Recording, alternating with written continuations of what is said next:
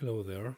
I wanted to talk a bit about the first chapter of this book, which is called Healing the Masculine Soul. It's essentially a Christian book about how God restores men to real manhood.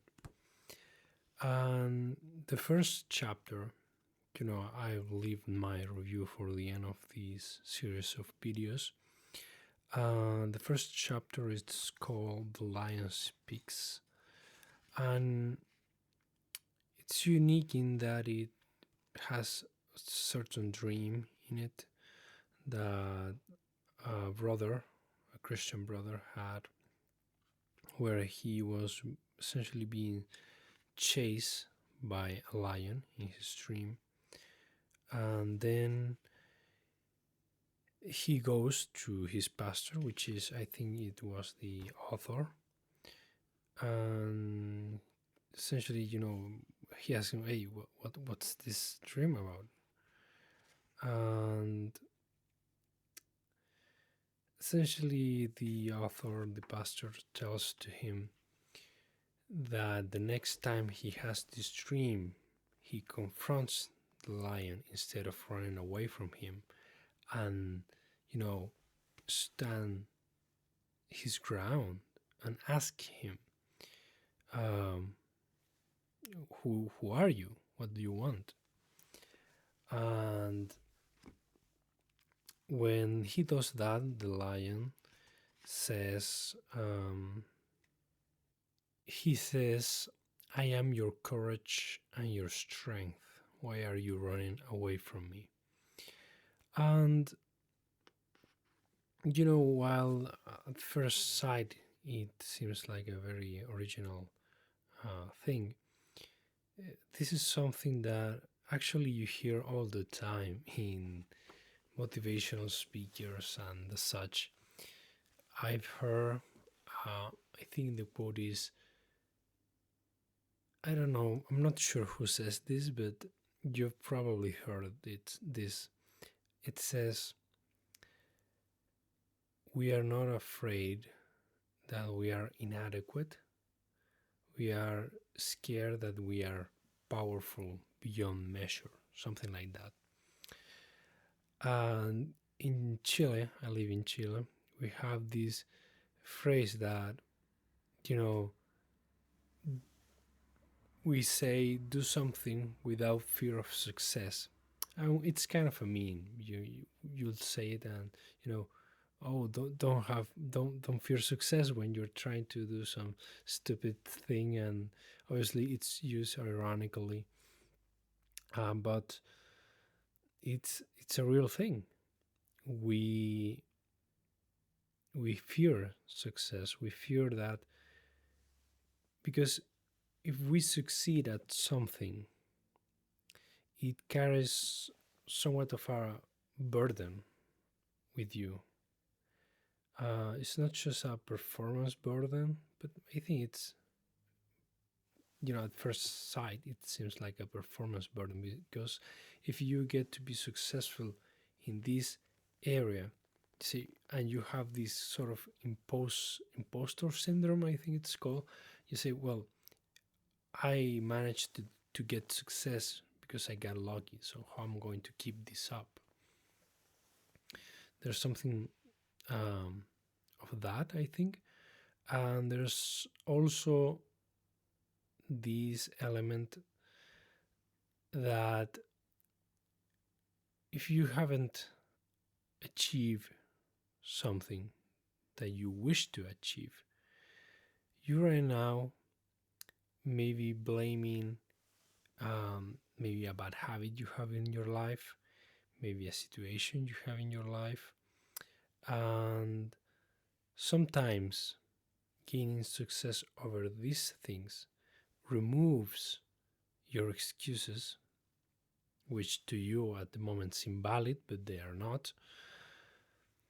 And so you're left without excuses for you not accomplishing what you want. So the first chapter is about that we fear, in this case, not success, but we fear receiving strength. And in our current world, there's this message, there's this idea that's thrown around that we are in a society where men are weak. And there's this phrase that strong men create good times, and good times create weak men, and weak men create hard times, and hard times create strong men.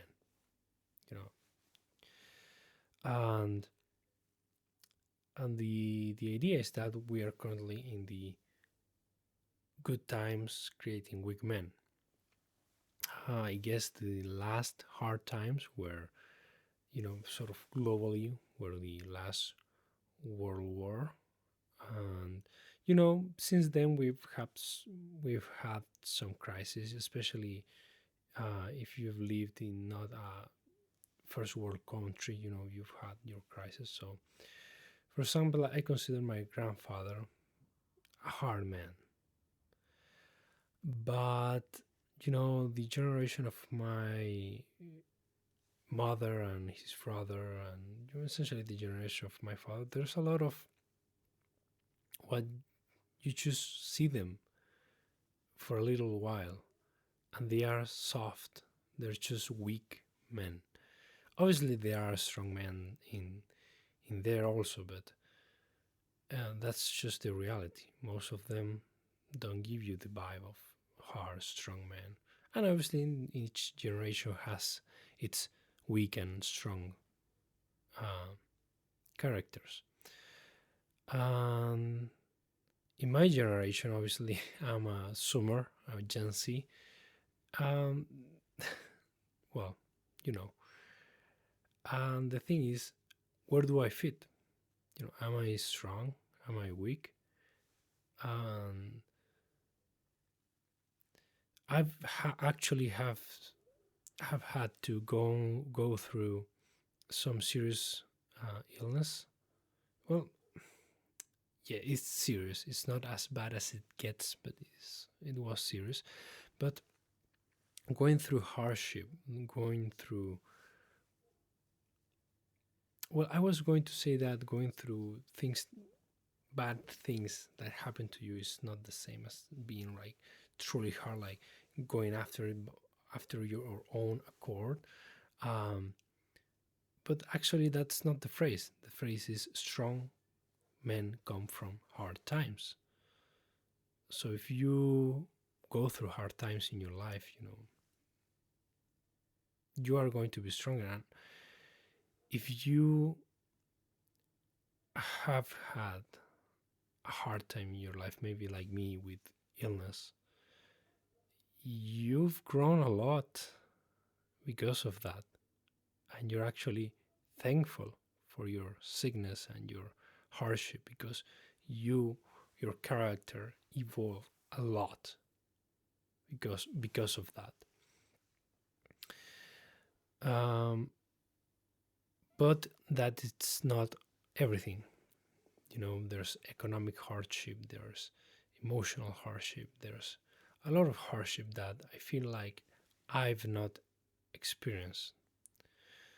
So, well, it's not necessary, I think, to essentially, throw away some of the blessings you have now, that are the fruit of your fathers, your grandfathers. They made an effort for such that you and me would have a better life. So I think we should not, completely reject everything we have, like commodities and such, but we should look for hardship in other areas. And obviously, you can always also sacrifice. It's not necessarily that you stuff yourself with food, because you always can. You can practice fasting periodically. You can also practice having cold showers regularly. maybe not every day, although doing that, having cold showers every day for some weeks, it's also an experience, a worthwhile experience. But in the context of the book, going back to the book, um, you know, as a Christian, uh, receiving courage and strength from God, uh, what does that mean for you? I think it means that you go from being a cold Christian to a warm Christian, or from a lukewarm Christian to a warm or hot Christian. And you're not going to be afraid to offend people. You're not going to be afraid to preach the gospel. You're not going to be afraid to, I said a friend, afraid, I mean, to essentially go out there and do things, or even to call someone out, maybe a brother, maybe, and for their own sake, not because you want to feel superior.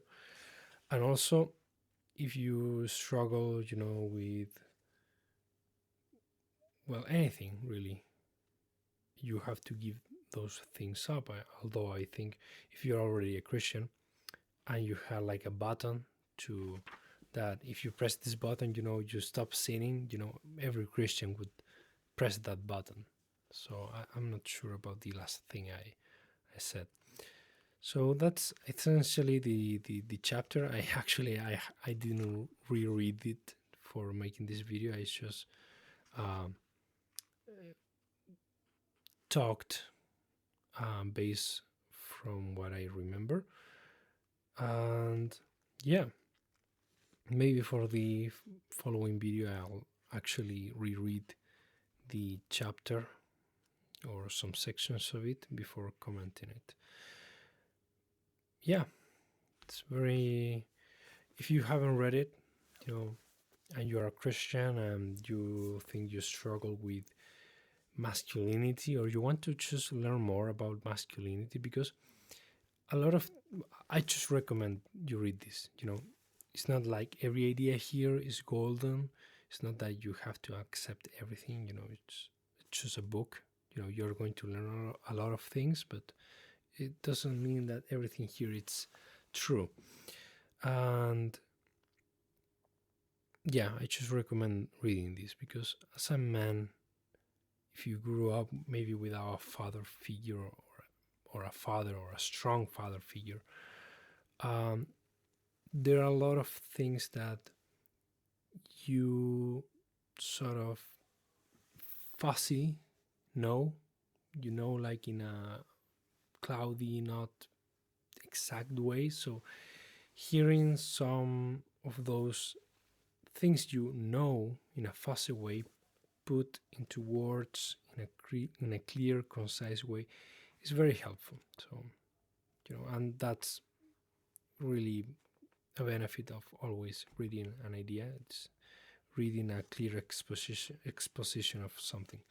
So yeah, and you are learning things that can be helpful for you in dealing with women and children and church. So yeah, see you in the next one.